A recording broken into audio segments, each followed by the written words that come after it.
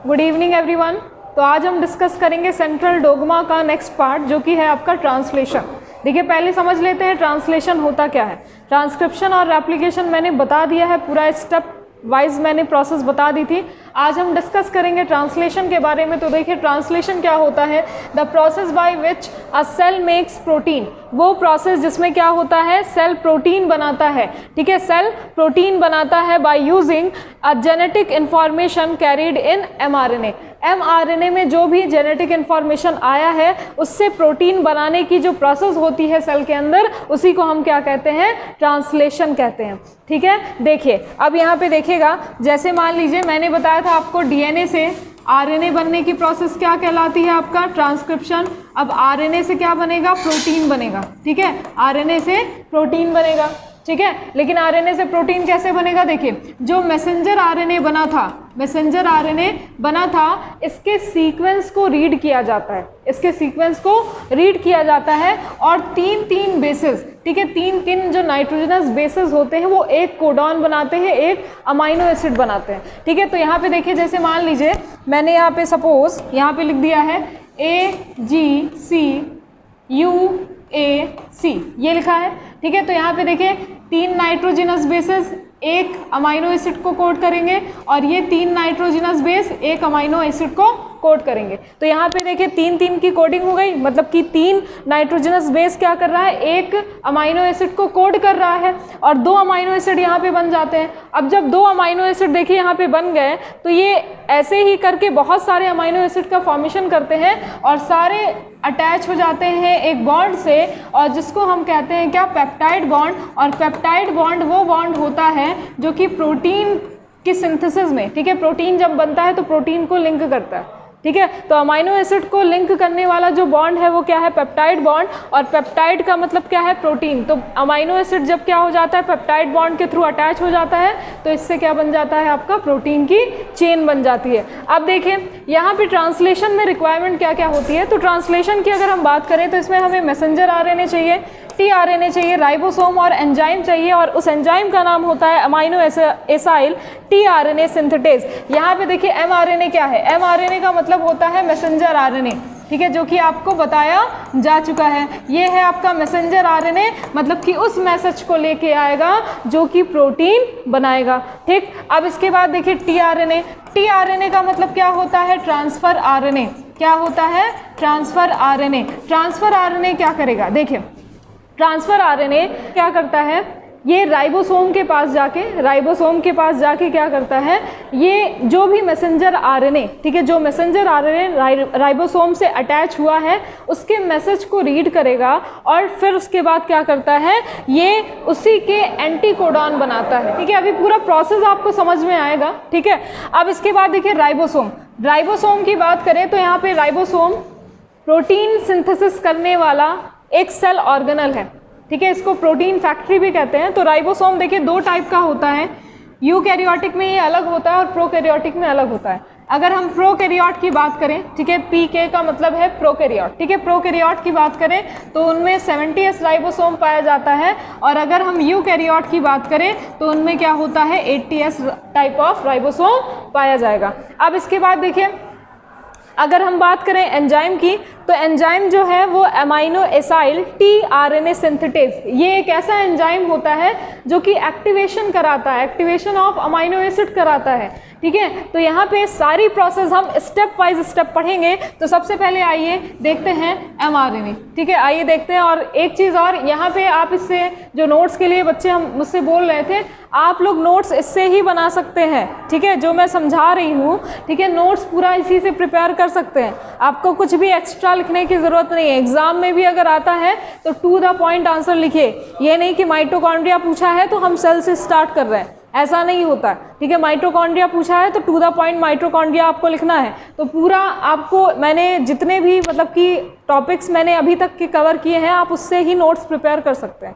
ठीक है, तो ये आपके लिए बिल्कुल सफिशिएंट है और बिल्कुल ईजी वे में है।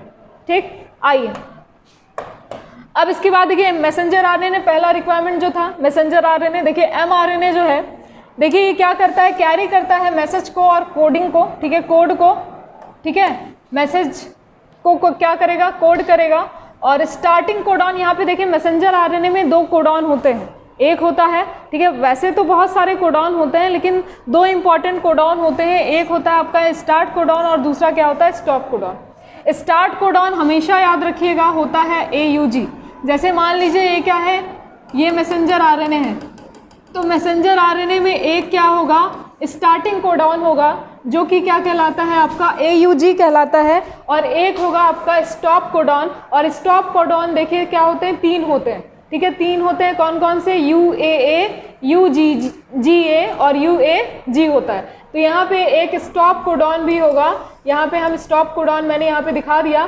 तो यहाँ पे देखिए स्टार्ट कोडॉन जो कि प्रोसेस की स्टार्टिंग कराएगा, ठीक है, स्टार्ट कोडॉन जो कि प्रोसेस की स्टार्टिंग कराएगा, इसका नाम मेथियोनिन है।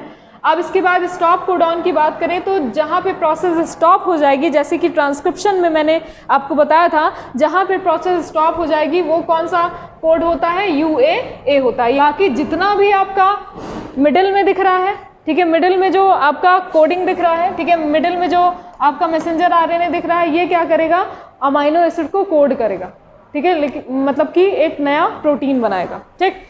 तो आइए, ये हो गया आपका mRNA। अब देख लीजिए mRNA मैंने डायग्राम बनाया है, देखिए ये मैसेंजर आरएनए, ठीक है, इसमें कोई भी सीक्वेंस अभी रैंडमली इस तरह से आप ले सकते हैं, ठीक है, लिख सकते हैं। यहाँ पे ये देखिए ये क्या है आपका स्टार्टिंग कोडॉन AUG है, और ये क्या है आपका UAA जो कि क्या है आपका स्टॉप कोडॉन है। अब यहाँ पे एक इनिशिएटर भी होता है, ठीक है, इनिशिएटर, ठीक है, इनिशिएट करेगा, ठीक, और एक क्या होता है आपका जहाँ पे टर्मिनेटर, जहाँ पे प्रोसेस क्या हो जाती है, रुक जाती है। अब ध्यान देने वाली बात यहाँ पे ये है कि इनिशिएटर से पहले वाला जो रीजन होता है, ये वाला पार्ट, ठीक है, इनिशिएटर देखिए यहाँ पे आप देख पा रहे होंगे, इनिशिएटर के पहले वाला जो रीजन होता है, पहले वाला जो रीजन होता है, कहने का मतलब पहले इनिशिएटर के पहले जो मैसेंजर आरएनए होगा वो क्या होता है, UTR। UTR का मतलब है अनट्रांसलेटेड रीजन, ठीक है, मतलब ये वो रीजन होता है जो कि ट्रांसलेट नहीं होगा, ठीक है, जो कि अमाइनो एसिड नहीं बनाएगा। और यहाँ पे भी देखिए UTR है, ठीक है, समझ में आ रहा है। तो ये UTR हो गया, ठीक है, अनट्रांसलेटेड ट्रांसलेटेड रीजन। अब आइए tRNA, ठीक है, ध्यान दीजिएगा tRNA। tRNA का मतलब ट्रांसफर आरएनए है।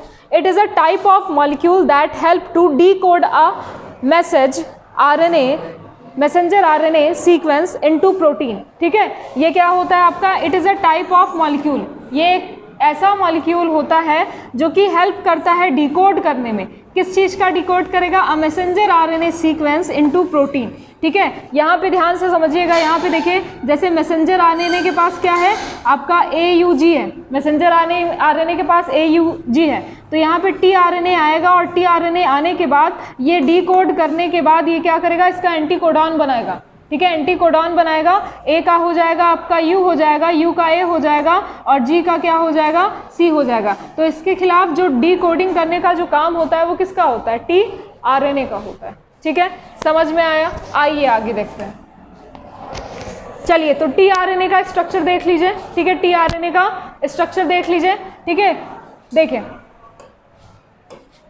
यहाँ पे tRNA का स्ट्रक्चर जो देख रहे हैं आप, ठीक है, बिल्कुल हाँ ऐसा ही स्ट्रक्चर होता है tRNA का। इसमें देखिए tRNA जो होता है वो 3 टाइप का होगा, tRNA 3 टाइप का होता है, एक होता है आपका 3 डायमेंशनल होगा, एक होता है 2 डायमेंशनल और एक क्या होता है L, ठीक है, L लूप कहलाता है। तो ये वाला जो है वो क्या है आपका 2 डायमेंशनल है, 2D है। यहाँ पे आप देख रहे हैं, यहाँ पे ये जो फोल्डेड स्ट्रक्चर दिख रहा है आपको, फोल्डेड स्ट्रक्चर इसलिए दिख रहा है यहाँ पे क्योंकि यहाँ पे जो पैरेलल होता है, ये पैरेलल इसका एंटी पैरेलल मिल नहीं पाता, जिसकी वजह से ये क्या करता है, फोल्डिंग कर लेता है, कॉम्प्लीमेंट्री बेस से जाके फोल्डिंग कर लेता है और इस तरह का स्ट्रक्चर बना लेगा। एक जो होता है सबसे ऊपर वाला जो अपर रीजन देख रहे हैं, ये अमाइनो एसिड अटैचमेंट साइट होता है, ठीक है, जहाँ पे ACC, ठीक है, ACC कोडिंग होगी, यहाँ पे ये 5 प्राइम टू 3 प्राइम एंड है, ठीक है, वही सीक्वेंस को आप देख रहे हैं 5 प्राइम टू 3 प्राइम एंड। यहाँ पे ये डी लूप होता है, ये वेरिएबल साइट्स होती है, ये आपका स्यूडो यूरिडीन होता है और ये क्या हो जाएगा आपका एंटीकोडॉन लूप हो जाएगा, ठीक है, दिख रहा है पूरा स्ट्रक्चर आपको।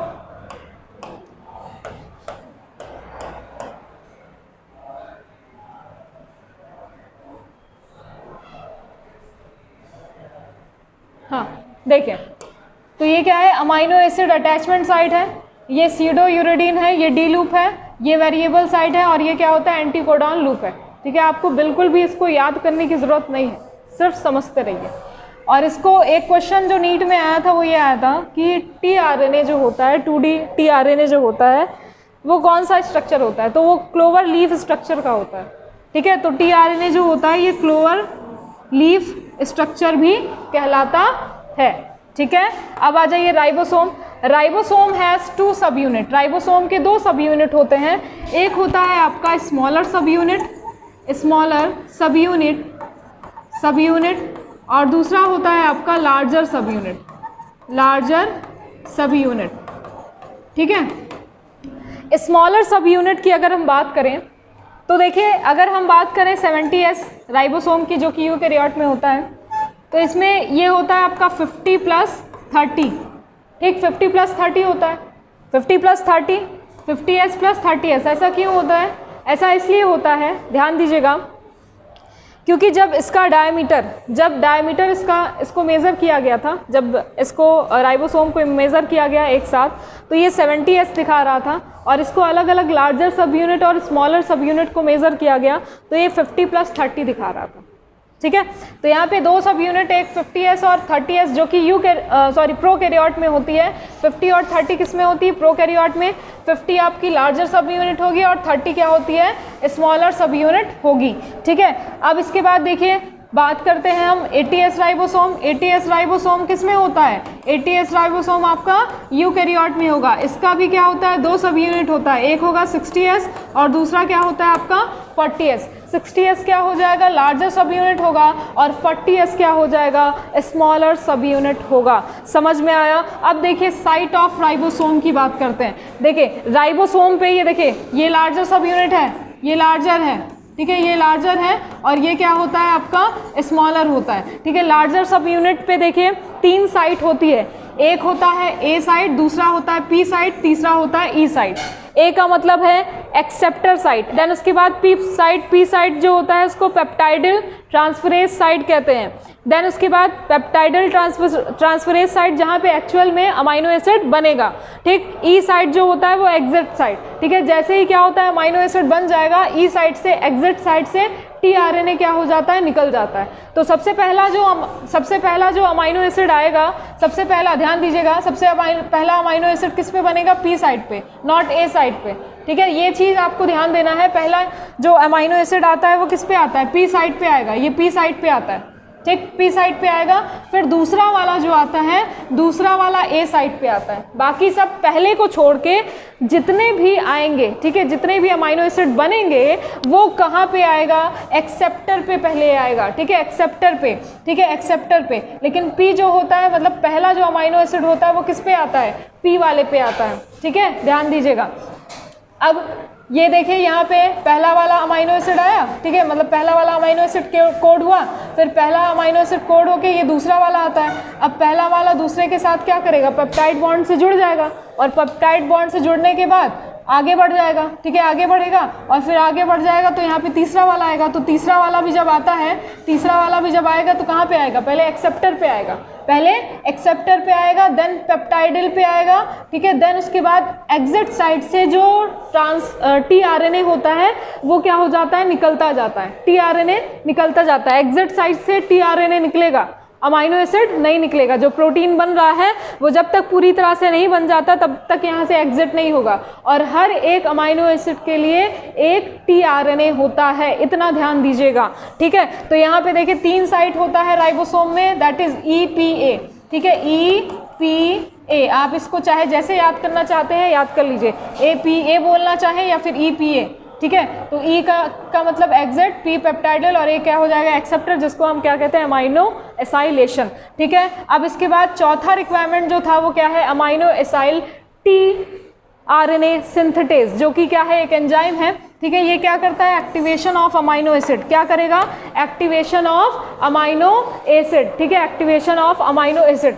ठीक, तो यहाँ पे देखिए स्टेप इन्वॉल्व इन ट्रांसलेशन। अब आते हैं इसके मैकेनिज्म में। मैकेनिज्म में देखते हैं, पूरी स्टेप हम आपको बताएंगे, यहाँ पे पहला स्टेप होता है इनिशिएशन, दूसरा इलॉन्गेशन और तीसरा क्या होता है टर्मिनेशन। तीनों का मतलब आप समझ गए होंगे।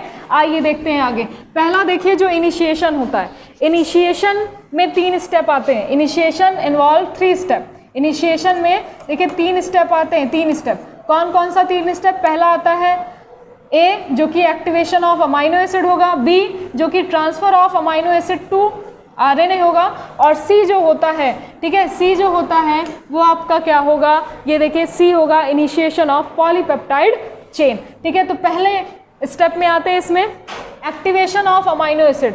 अमाइनो एसिड का एक्टिवेशन करना। अब अमाइनो एसिड एक्टिव कैसे होता है देखिए, in presence of ATP, double A का मतलब है यहाँ पे amino acid combined with enzyme.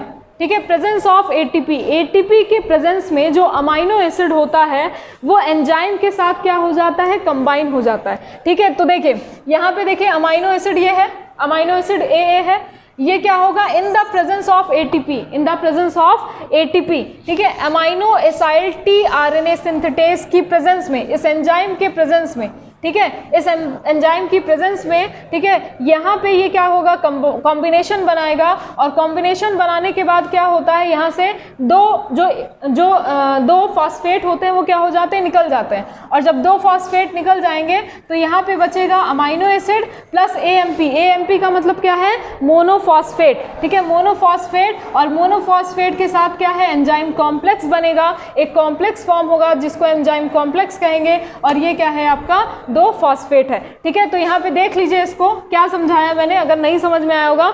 कह रहा है activation of amino acid, amino acid को एक्टिव करने के लिए क्या किया जाता है, इसको अमाइनो एसिड को एंजाइम से क्या करेंगे, कंबाइन करेंगे। ठीक है, इन प्रेजेंस ऑफ एटीपी। तो यहाँ पे देखिए ये क्या है, ये क्या है, मान लीजिए ये क्या है, अमाइनो एसिड है, ए है। ठीक, इन प्रेजेंस ऑफ एटीपी। ठीक है, एटीपी के प्रेजेंस में, एटीपी के प्रेजेंस में, ठीक है, एटीपी के प्रेजेंस में ये जो अमाइनो एसिड है कंबाइन होगा, किससे कंबाइन होगा, एंजाइम से। ये देखिए ये एंजाइम मैंने दिखा दिया, कौन सा एंजाइम है, ये देखिए amino acyl T RNA synthetase, ये क्या है आपका एंजाइम है। ठीक, तो यहाँ पे देखिए अमाइनो एसिड जाके क्या करता है, एंजाइम से कंबाइंड हो जाएगा। समझ में आ रहा है, अमाइनो एसिड, ये जो अमाइनो एसिड है जाके क्या करेगा, एंजाइम से कंबाइन हो जाएगा, किसकी प्रेजेंस में, एटीपी के प्रेजेंस में। ठीक है, और तब क्या बनता है, एक कॉम्प्लेक्स बनता है जिसको एंजाइम कॉम्प्लेक्स कहते हैं। लेकिन यहाँ पे क्या होता है, 2 फॉस्फेट क्या हो जाएंगे, हट जाएंगे, यहाँ से 2 फॉस्फेट क्या हो जाएंगे, हट जाएंगे, ये देखिए, और जब 2 फॉस्फेट यहाँ से हट जाएंगे, ठीक है, 2 फॉस्फेट यहाँ से हट जाएंगे, तो यहाँ पे एक कॉम्प्लेक्स बनेगा जो कि अमाइनो एसिड रहेगा जिसमें, ठीक है, प्लस एंजाइम रहेगा, ये देखिए जिसको एंजाइम कॉम्प्लेक्स कहेंगे, और एटीपी में से 2 फॉस्फेट निकल गए तो यहाँ पे क्या हो गया, ट्राईफॉस्फेट की जगह एमपी, मतलब कि एएमपी मोनोफॉस्फेट हो गया। ठीक है, समझ में आ रहा है, तो समझ में आया। अब इसके बाद देखिए transfer of amino acid to RNA. ठीक है, अब जैसे ही क्या होता है, एंजाइम कॉम्प्लेक्स बन जाता है तो अमाइनो एसिड को क्या करते हैं, आरएनए के पास क्या किया जाता है, transfer of amino acid to RNA. Amino acid को आरएनए के पास क्या किया जाएगा, ट्रांसफर किया जाएगा। तो यहाँ पे देखिए the enzyme and AMP liberated, कह रहा है जब इसको ट्रांसफर किया जाता है तो एंजाइम और एएमपी क्या होता है, लिबरेटेड हो जाता है। मतलब यहाँ पे जो यहाँ पे देखिए, यहाँ पे जो एंजाइम कॉम्प्लेक्स बना था, ध्यान दीजिएगा, यहाँ पे जो एंजाइम कॉम्प्लेक्स बना था, ये एंजाइम कह रहा है कि मैं यहाँ पे नहीं रहूँगा। ठीक, तो एंजाइम कॉम्प्लेक्स क्या हो जाता है, यहाँ से हट जाएगा, और एएमपी भी क्या हो जाता है, यहाँ से लिबरेटेड हो जाता है। एएमपी मतलब कि मोनोफॉस्फेट भी क्या हो जाता है, यहाँ से निकल जाएगा। तो यहाँ पे देखिए amino acid, AMP plus enzyme complex जो कि साथ में थे, ठीक है, प्लस टीआरएनए, ठीक है, प्लस टीआरएनए की प्रेजेंस में, टीआरएनए की प्रेजेंस में क्या होते हैं, जब इसको टीआरएनए के पास, ठीक है, टीआरएनए के पास क्या होता है, ट्रांसफर किया जाता है, तो ये क्या होगा, यहाँ से एएमपी और एंजाइम कॉम्प्लेक्स क्या हो जाएगा, देखिए अलग हो गया है, एएमपी और एंजाइम कॉम्प्लेक्स अलग हो गया है, और बचेगा क्या, बचेगा यहाँ पे ए मतलब अमाइनो एसिड और टीआरएनए। समझ में आया। तो एक चीज़ फिर से ध्यान दीजिए, यहाँ पे पहला इनिशिएशन का जो पहला स्टेप होता है वो क्या होता है, activation of amino acid. Amino acid का एक्टिवेशन कैसे होता है, अमाइनो एसिड जाके एंजाइम से क्या करेगा, बाइंड करेगा, एंजाइम का नाम यहाँ पे लिखा हुआ है, और किसकी प्रेजेंस में, एटीपी के प्रेजेंस में क्या प्रोडक्ट बन जाएगा, आपने देखा अब ये जब प्रोडक्ट बन जाता है तो इसको ट्रांसफ़र किया जाता है किसके पास, यहाँ पे देखिए tRNA होगा, ठीक है, यहाँ पे हाँ मैंने लगा दिया है tRNA होगा, इसको ट्रांसफ़र किया जाता है tRNA के पास। और जब ये क्या होता है, जब ट्रांसफ़र होता है tRNA के पास तो AMP और एंजाइम क्या हो जाता है, वहाँ से लिबरेटेड हो जाता है, अलग हो जाता है। पहले देखिए साथ में था, अलग हो जाता है, अलग हो गया तो क्या बचेगा, ये बचता है सिर्फ और सिर्फ क्या बचेगा, tRNA बचा और AA बचा, अमाइनो एसिड बचा। समझ में आई है, समझ में आया? चलिए आइए, सारी चीज़ें वैसे ऐसे लिखी हुई है कि ऑलरेडी आपको समझ में आएगा। और इसको हम क्या कहते हैं, ये सेकंड वाला जो स्टेप है इसको अमाइनो एसाइलेशन ऑफ tRNA भी कह सकते हैं या फिर चार्जिंग tRNA भी कह सकते हैं। tRNA को चार्ज कर दिया गया है, ठीक है, जो कि NCERT में दिया है। अब आइए इनिशिएशन ऑफ पॉलीपेप्टाइड चेन, अब स्टार्ट करते हैं। एक्टिवेशन हो गया है, एक्टिव हो गया है, ठीक है। अब इसके बाद इनिशिएशन ऑफ पॉलीपेप्टाइड चेन, और इसमें क्या होता है, charge tRNA shift to ribosome. अब जो tRNA जो कि चार्ज हो चुका है, ठीक है, tRNA से जो कि अमाइनो एसिड जिससे अटैच है, मैंने अभी बताया, ठीक है, tRNA से, ठीक है, अमाइनो एसिड, ठीक है, अमाइनो एसिड, ये देखिए अमाइनो एसिड क्या है, आके क्या होता है, जो अमाइनो एसिड अटैच है ये क्या होता है, शिफ्ट कर दिया जाता है कहाँ पे, राइबोसोम, राइबोसोम के पास भेज दिया जाएगा। अब ये जो राइबोसोम है, दो सब यूनिट मैंने बताई थी, ये देखिए यहाँ पे क्या है, ये लार्जर वाली है, ये लार्जर वाली है, और ये क्या है, स्मॉलर वाली है, ठीक है, स्मॉलर वाली, ठीक। लार्जर सब यूनिट के पास आके क्या हो जाएगा, ये जो राइबोसोम है, सॉरी, जो लार्जर सब यूनिट है वहाँ पे क्या होता है, tRNA वहाँ पे आके अटैच हो जाएगा, ठीक है। अटैच होने के बाद यहाँ पे देखिए ये जो स्मॉलर सब यूनिट है राइबोसोम की, स्मॉलर सब यूनिट से ये मैसेंजर RNA आके टैग कर लेगा, अटैच हो जाएगा, ठीक है। mRNA क्या करता है, mRNA इस स्मॉलर सब यूनिट से आके क्या हो जाता है, अटैच हो जाता है। और अटैच होने के बाद हमने कहा था आपसे कि AUG क्या होता है, स्टार्टिंग कोडॉन। अब यहाँ पे ये जो tRNA है, क्योंकि tRNA ही क्या करेगा, एंटी कोडॉन बनाएगा इसके, तो यहाँ पे ये देखिए ये क्या है, ये कोडॉन है, ये कोडॉन है, और ये क्या करेगा, एंटी कोडॉन बनाएगा। मतलब कि जहाँ पे अब tRNA आ चुका है, अपना काम करने, अमाइनो एसिड बनाने आ चुका है, और tRNA जो आता है, पहला जो अमाइनो एसिड बनेगा वो कहाँ पे बनेगा, पी साइट, यहाँ पे देखिए पी साइट यहाँ पे लिखा हुआ है, ठीक है, APE जो कि क्या होता है, राइबोसोम पे होता है, और यहाँ पे पहला किस पे आएगा, पी साइट पे आएगा।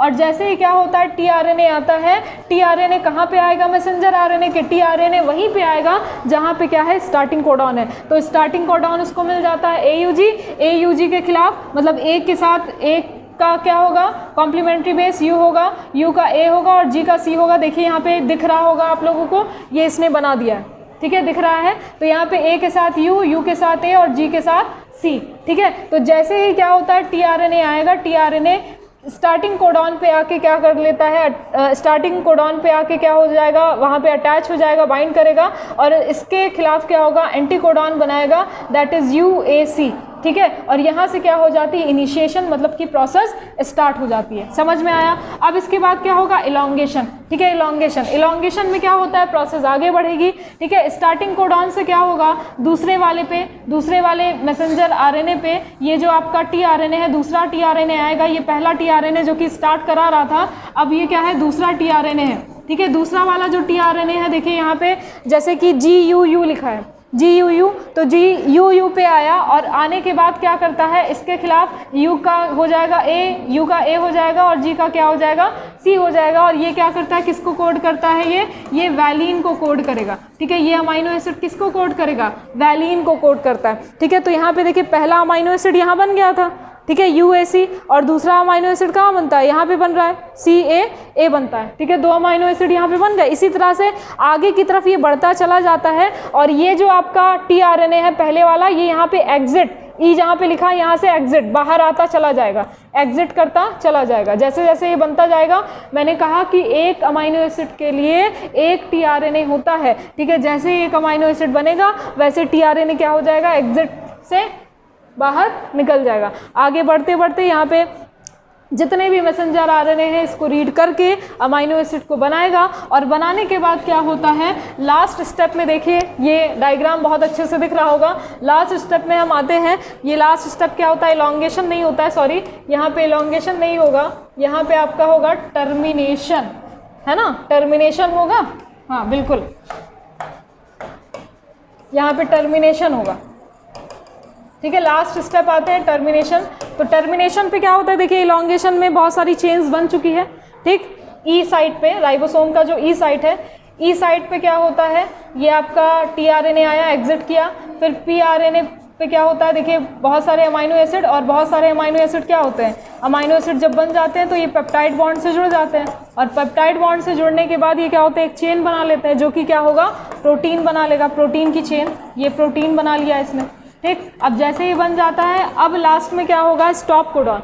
जैसे ही स्टॉप कोडॉन मिलता है इस टीआरएनए को, जैसे ही स्टॉप कोडॉन मिलता है, स्टॉप कोडॉन क्या होता है, यूएए होता है। जैसे ही इस टीआरएनए को स्टॉप कोडॉन मिलेगा, ये इससे क्या होता है, रिलीजिंग फैक्टर आके अटैच होता है, रिलीजिंग फैक्टर R1 R2S होगा, और ये जब रिलीजिंग फैक्टर आके अटैच होता है और स्टॉप कोडॉन मिल जाता है, तो यहाँ पे क्या हो जाती है, प्रोसेस स्टॉप हो जाएगी, प्रोसेस स्टॉप हो जाएगी, और ये टीआरएनए क्या हो जाएंगे, यहाँ से अलग हो जाएंगे, प्रोटीन भी यहाँ से अलग हो जाएगा, राइबोसोम भी यहाँ पे डिसोशिएट हो जाएगा, सारी चीज़ें क्या हो जाएगी, यहाँ से अलग हो जाएगी, और फिर क्या हो जाएगी, ये प्रोसेस स्टॉप हो जाएगी, और हमें क्या मिल जाएगा, एक प्रोटीन मिल जाएगा, ठीक है। तो ये हो गया आपका प्रोटीन बनाने का प्रोसेस। ये चीज़ें आपको समझ में आ रही होगी। जैसे मान लीजिए यहाँ पे देखिए, ये अगर नहीं समझ में आ रहा है तो यहाँ पे देख लीजिए, दो सब यूनिट है, ठीक है, एक लार्जर सब यूनिट है और एक क्या है, स्मॉलर सब यूनिट है, ठीक है, स्मॉलर सब यूनिट है। स्मॉलर सब यूनिट पे ही एमआरएनए क्या होता है, आके अटैच हो जाता है, और अटैच होने के बाद जो टीआरएनए होता है, जो टीआरएनए होगा वो आएगा और आके रीड करेगा एमआरएनए के मैसेज को, ठीक है, मैसेज को। अब मैसेज को रीड करते ही क्या होगा, इसके खिलाफ एंटीकोडॉन बनाएगा। एंटीकोडॉन जैसे AUG मैंने बताया था, AUG का क्या हो जाएगा, A का हो जाएगा आपका U, ठीक है, U का हो जाएगा आपका A, और G का हो जाएगा C।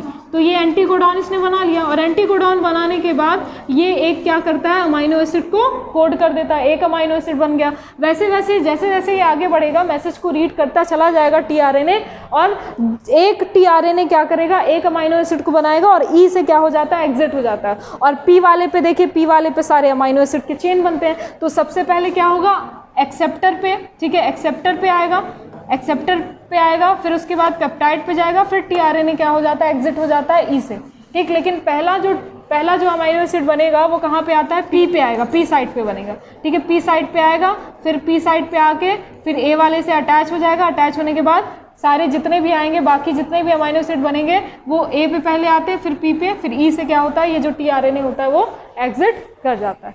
समझ में आया ये? तो ये था आपका ट्रांसलेशन, ठीक है। स्क्रीनशॉट आप लेना चाहते हैं, वैसे तो मैं कहूँगी कि इसको आप नोट कर लीजिए, और कहीं पे भी अगर डाउट होता है तो आप कमेंट बॉक्स में ज़रूर पूछ सकते हैं।